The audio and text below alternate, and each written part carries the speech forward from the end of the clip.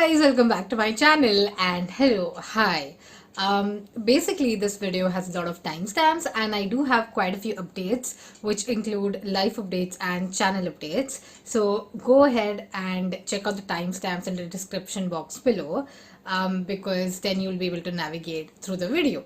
But anyway, hello, hi, welcome back to my channel. If you are coming back, hello, hi. Hope you're doing good. But if you're a new person here or if you're seeing me for the first time, hello, hi, welcome to my channel. I'm Jyotsna and I make bookish content.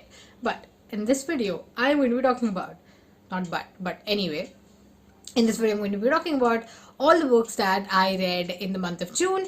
And let's get started. And generally what I do is I start from the least rated book of the month to the most rated book, that is like the least liked to the most liked, and this month has like everything in it. Okay, so let's get started. So let's start with my least rated book of the month, and I think this is one of my worst books of the year, and that is, let me just pick it up from here, and that is this one.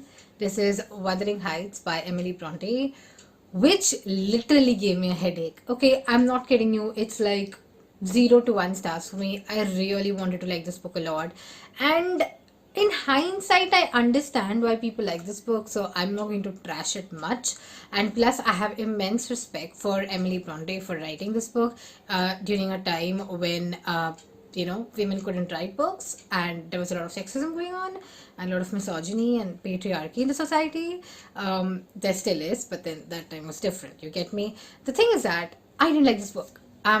I do not like this is now a pattern, right? Like, be it normal people, be it this book, I don't like toxic relationships. Like, if it's a toxic relationship, then at the end of it, I expect that toxicity to go away or seep away.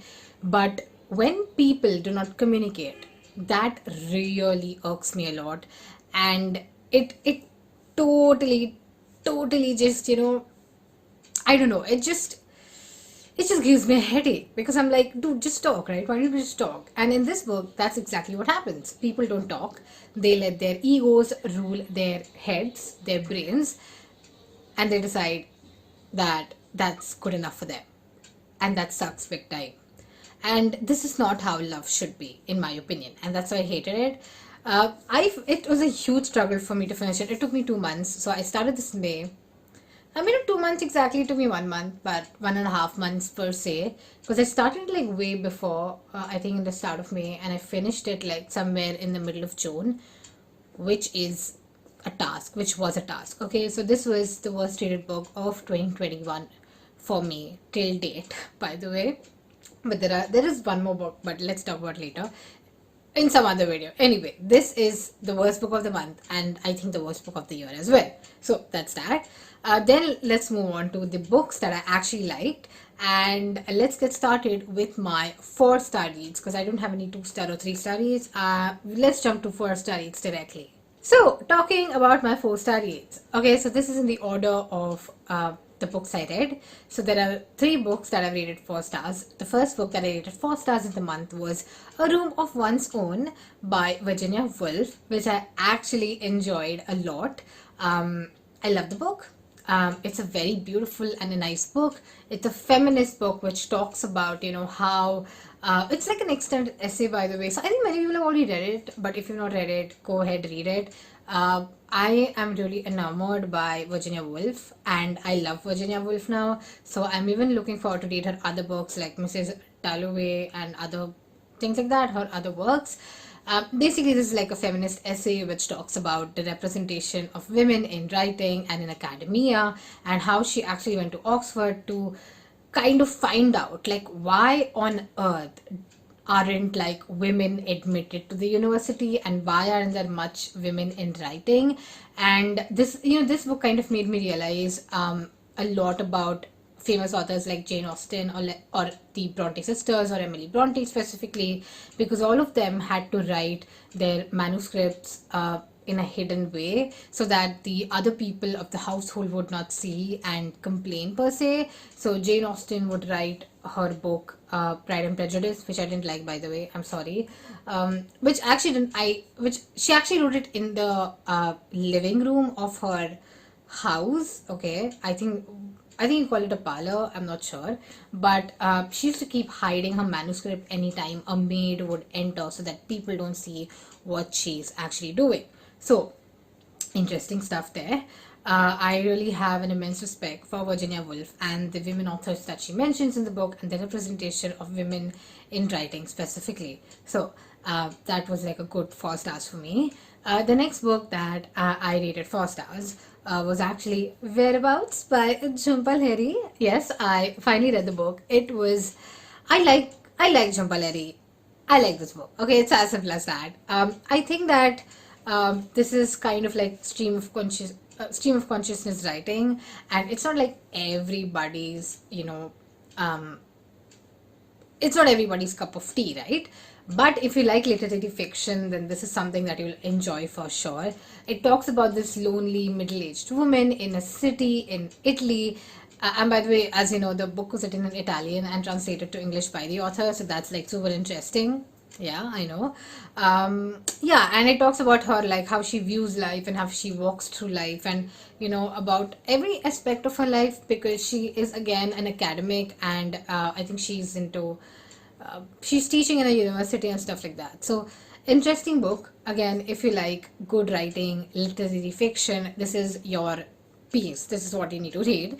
And the next book that I read in this month was the last 4 star book was Unsettled Ground by Claire Fuller, which has been shortlisted for the Women's Prize 2021. I liked it. It's a very, very surprising contender. I do have a review video coming up for this, book soon. But if you're thinking whether you should read it or not read it, I would say that it's like basically the book is about these two twins. Twins are always two, but I always remember this, like whenever like I say twins, I'm like, I know it's two, but then why, I don't know, why do I need to say two twins, right? That's just like tautology. But anyway, these fraternal twins, Jeannie and Julius, who stay with their mother, and these twins are not married, they're 51 years old, and it's their whole story. So basically, it's kind of a good plot as well as character development, and it's a very unique read out of the whole shortlist, and I think it's a surprising read for me. So if the shortlist had any surprises, I was surprised to see that yes, this is the one that comes in, but it fits right in, kind of. I feel like it's not like a book that's like very good, or it's not like even average, right? It's somewhere in the middle. It kind of takes like 80% marks totally, so that's why it's a 4 stars for me. So that being said, let's move on to the books that I rated between 4 stars and between 4 and 5 stars. And there's only one book that I've rated between 4 and 5 this month, which is surprising because generally I do have a lot of books that come between 4 and 5. And this one is The Vanishing Half by Britt Bennett. And I have a review video for this. I enjoyed reading this book a lot. I really loved the mystery factor of it. I loved the family saga part of it. And if you're looking for something like dysfunctional families, blah blah, this is the book for you. I think everyone must have almost read it by now, I think, because people I know have already read it, or like many people on BookTube that I know have read it. But it's worth the spend. You have to buy the book and you can read it. And I also have a second book somewhere. Oh, by the way, my the organization of my library has changed a bit, so this is how my bookshelf looks now. But yeah, it's somewhere here. See, you see this? This is Britt Bennett. This is the first book, so I'm hoping to read that hopefully next month. And by next month I mean August, not July. Okay, July is this month. Okay, cool. So now let's move on to the books that I actually loved a lot reading this month.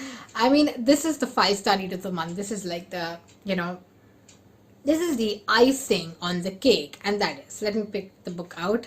Okay, I couldn't get the book, so I had to stop and record again.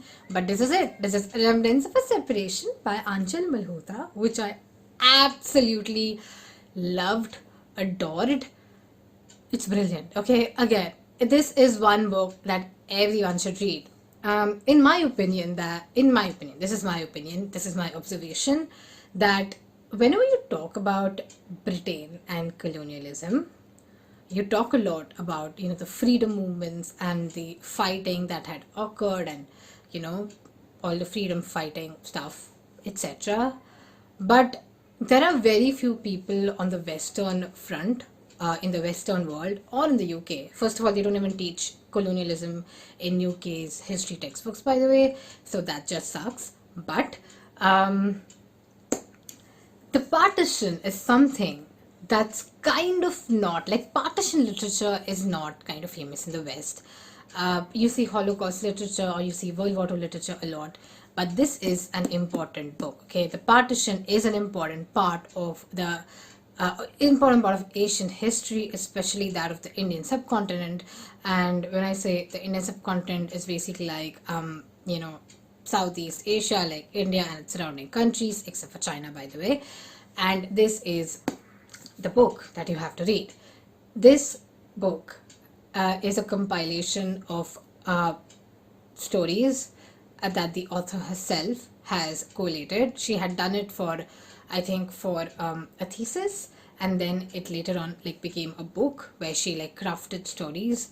Wait, that's the wrong way of saying. She sat with people who went through the partition and literally like asked them about their experience through the time, through the horrendous time, okay, and also like the objects they had got from their homes, okay. So the story contains people who migrated from Pakistan to India, and India to Pakistan, and also from East Pakistan, as it was called then, that is current day Bangladesh, to Bengal.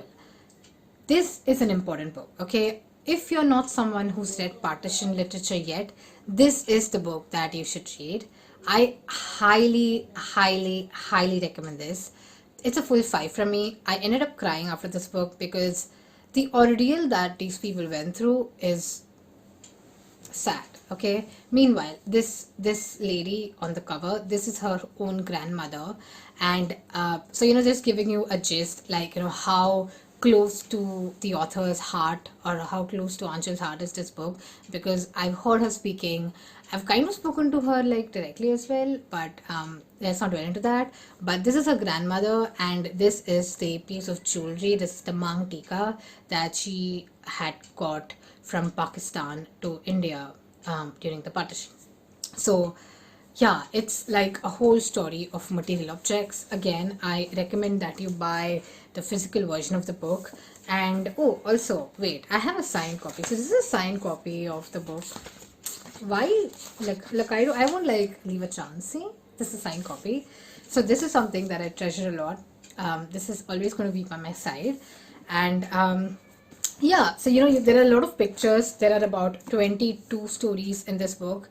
It's a very important book to read, and it's a great introduction to non-fiction partition literature as well, because many people in India who have not read partition literature want to get into partition literature.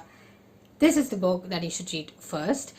When I say partition literature, I mean like non-fiction books written on the partition. So this is the book you should read. So it's been a great reading month. It's been kind of like a bittersweet reading month because I've had like a very bad read and I have very, very nice and surprising reads as well. So that was my June. But let's get to the life and channel updates. Okay, let's start with the life update. So basically the reason why it's been a busy 2 weeks for me is because I moved jobs. Yes, so I have a new job currently, and for those of you who don't know, like I do have a day job that helps me pay for these books, okay?